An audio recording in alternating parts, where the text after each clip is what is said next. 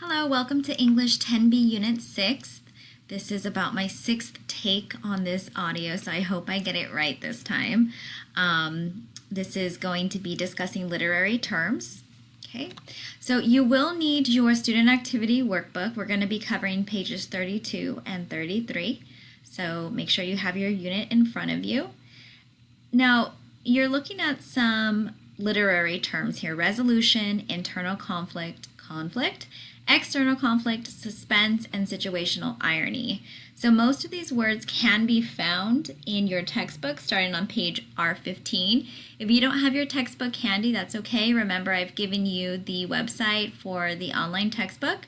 It's pearsonsuccessnet.com, and I will be bouncing between this page and that online resource, so that way we can look at the online glossary of literary terms. Okay, so I'm going to go ahead and do that now. Again, the directions are just basically saying we need to find out where these terms fit in this paragraph and in the second paragraph on the next page. Okay, on page 33. All right, so I'm going to escape from here for a second. Okay, and I'm going to access the internet. Right. So these are the same similar steps that you're going to go over, and all of the directions for this are on the syllabus. Okay, so I'm going to type in www.pearsonsuccessnet.com. Alrighty, and as the directions say, you look under returning user and then click on log in.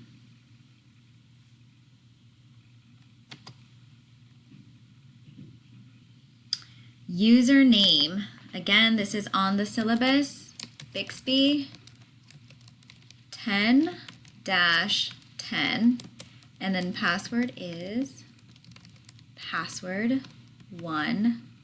So that was PASSWORD, the number 1, and then the $. Sign in.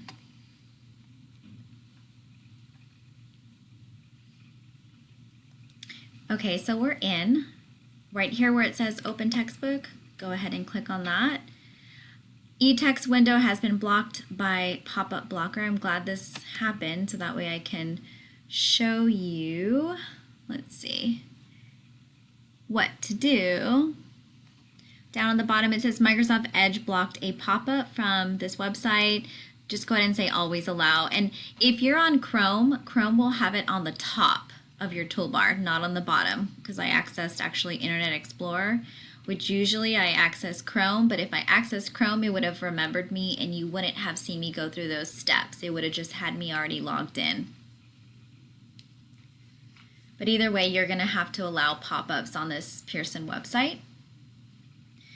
Okay, so it's accessing the text. All right, and it always starts off on the cover of the textbook. So right here under, instead of cover, the directions tell us to look at R15. So I typed in R15, it takes us to literary terms. Perfect. So let's look back at what we are doing. So we have these 6 terms here, and since I'm working with the glossary that starts in alphabetical order, of course, I'm going to go to my first term closest to A, which is conflict. So some of you may know what that is already. We've discussed it a little bit in class, but just to go back to the glossary, we're going to turn the page until we find conflict, which looks like it should be on the next page. Scroll down a little bit, and there it is. Okay, and perfect. We see not only the first term, but we see external and internal, which are on our unit page 32 as well. So a conflict is a struggle between opposing forces. Okay, characters in conflict form the basis of stories, novels, and plays. There are 2 kinds of conflict, external and internal. In an external conflict, the main character struggles against an outside force. This force may be another character, as in Civil Peace, in which Jonathan Wigbo struggles with the leader of the thieves. The outside force could also, let's see what it says here. Could also be the standards or expectations of a group, such as the oppression and censorship that Juan struggles against in the censors. Okay. The outside force may be nature itself, such as rain and wind and thunder and lightning and things like that, as when Eric Weihenmayer struggles to climb Mount Everest and touch the top of the world. So if you remember that story from 10A, it made his climb to Mount Everest even more difficult when there is a blizzard. An external conflict involves a character in conflict with himself or herself. In Julius Caesar, Brutus experiences an internal conflict when trying to decide whether to assassinate Caesar. And we saw a lot of examples of internal conflicts and actually external conflict in the story, The Contents of the Dead Man's Pocket. So you can always refer back to those activities that we did from that story.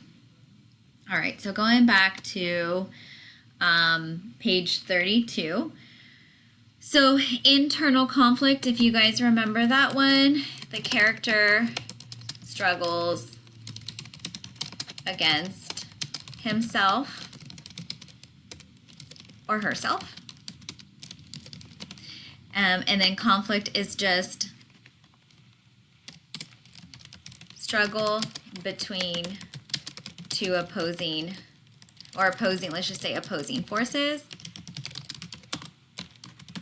Okay, and then external conflict was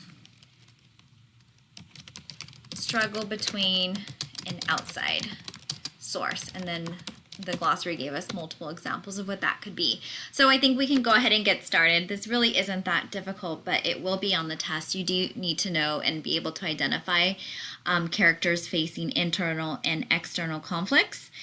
So let's not get them confused. So blank is the struggle between two forces. That's just going to be which one. If you said conflict, you are correct. So go ahead and write that. Okay, and then next it says, in a blank, a character struggles against an outside force, such as an element of nature or another character. So let's think about Eric Weihenmayer. He was facing something against, his struggle was against the blizzard there on the climbing Mount Everest. So that would be an external conflict. Okay,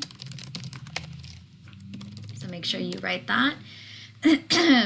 Number 3, in a blank, a character struggles with his or her own opposing desires, beliefs, or needs. So you guessed it, that would be internal. Oops, I don't know why it put me back up there. Internal conflict. Okay. Number 4, a blank occurs when the conflict is settled or resolved. Well, we're down to resolution, suspense, and situational irony. If you notice that it's saying blank occurs when the conflict is settled or resolved, this sounds like the perfect definition to resolution. So that is correct. In resolved, we see the first part of that word in the word resolution. Resolution. Okay? Resolution occurs when the conflict is settled or resolved.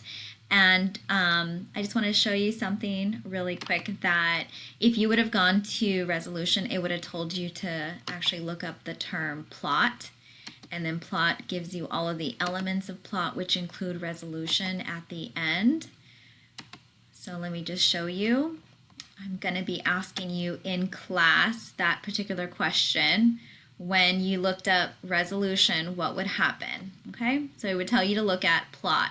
So there it is, resolution, in which the conflict is resolved and in which a general insight may be conveyed. Okay, so we're just about done. We do have the next page, but I promise it'll be easy. We've already used 4 out of our 6 terms. We have suspense and situational irony. Okay, so these 2 words, I didn't see them in the glossary, so I'm just going to let you know that I'm going to actually read through this paragraph and we're going to decide which of those words goes where. Okay? We could probably look up irony. I'll try looking that up right now. So it reads, readers use blank a rising curiosity or anxiety in readers to build interest in a conflict. To accomplish this, writers may hint at events to come or stretch out action that leads up to an important moment in the story. Sometimes the author has involved the reads so well with suspense that he or she expects something specific to happen, and that's when the author contradicts the assumptions and created an event that makes a character do something that he or she would have never expected. This is blank, a literary technique that affects not only the reader, but can sometimes affect the characters or audience depending on the genre. So I can give you a hint that this second part right here is having to do with number 6. Let's see, how can I highlight this? Let's change it to red, sure. Okay, so this first part, a rising curiosity or anxiety in readers, okay, builds interest in a conflict. So this term was seen in The Contents of a Dead Man's Pocket, which I'll keep referring to because we spent all that time listening to the reading and discussing, and we definitely saw how the author stretched out the actions of Tom Winnicky, the main character in the story, when he was out there on the ledge. And it did lead up to an important moment in the story, which we'll talk about in just a minute. So that term would be suspense. So writers use suspense, which is a rising curiosity or anxiety in readers to build the interest in a conflict. Now the second part here, and again it's the example we can draw on, is from The Contents of the Dead Man's Pocket. Sometimes the author has involved the reads so well with suspense that he or she, this is supposed to involve the readers. I'm like, that doesn't sound right. Readers so well with suspense that he or she expects something specific to happen, and that's when the author contradicts the assumption. So what we think is going to happen, because the way the author's writing, then we're thinking, oh, this is going to happen. Tom's going to fall off the ledge. He keeps talking about how his fingers are so weak and he's going to pass out and all these things. And we're worried for him. And then what happens that we don't expect? He does end up breaking the glass when he punches his arm through it. And he's back into his living room. So it's what we don't expect, especially when you consider, what is the title of the story we're referring to? The Contents of the Dead Man's Pocket. So if we were to make a prediction based on that title, we're thinking the main character is going to die. Someone is going to end up dead by the end of the story, and it's him, Tom, on the ledge. He's going to fall to his death from 11 stories up. That's not what happened. This is called situational irony. Okay. A literary technique that affects not only the reader, but can sometimes affect the characters or audience depending on the genre. All right, so got this audio completed in under 14 minutes. So make sure you bring this completed to school when I see you next. Thank you.